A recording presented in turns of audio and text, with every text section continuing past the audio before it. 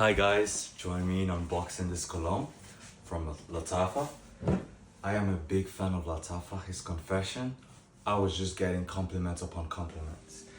Now I decided to try something different, I've been seeing it on TikTok and I'm really hoping it's good because I'm all for the compliments.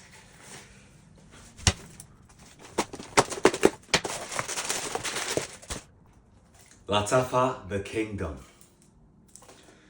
Okay.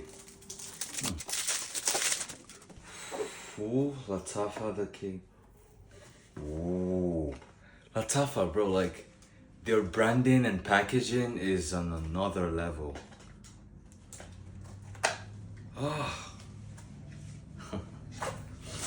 Now, the scent. Oh, Lord, please. I need the compliments. Let it be good.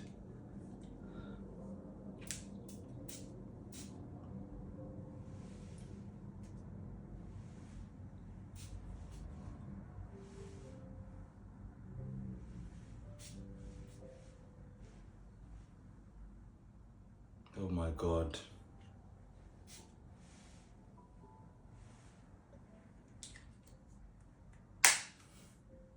I don't know what to say. I don't know what to say, but yeah.